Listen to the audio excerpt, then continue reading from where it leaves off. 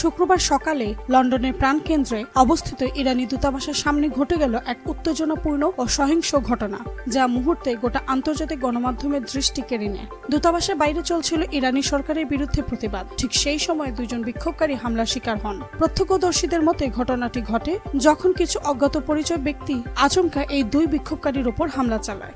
আহতদের অবস্থা গুরুতর ছিল না, তবে নিরাপত্তাজনিত সংখ্যায় তাদের সাথে লন্ডনের নিকটস্থ হাসপাতালে নিয়ে যাওয়া হয়। স্থানীয় পুলিশ মেট্রোপলিটন জানিয়েছে সন্দেহভাজন 6 জনকে গ্রেফতার করা হয়েছে, যাদের বিরুদ্ধে গুরুতর শারীরিক ক্ষতির উদ্দেশ্যে হামলা অভিযোগ আনা হয়েছে।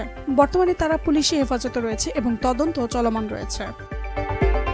ইরান ইসরায়েল যুদ্ধের পটভূমিতে এমন বিক্ষোভ স্বাভাবিক হলেও এতে আন্তর্জাতিক রাজনৈতিক পরিস্থিতির জটিলতা বেড়েছে।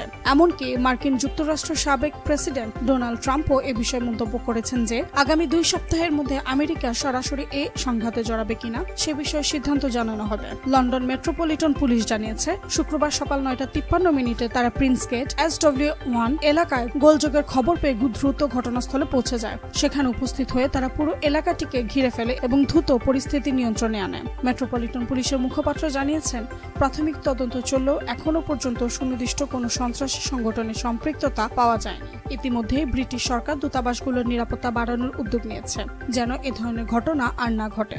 এই পুরো ঘটনার মধ্যে দুইটি বিষয় স্পষ্ট।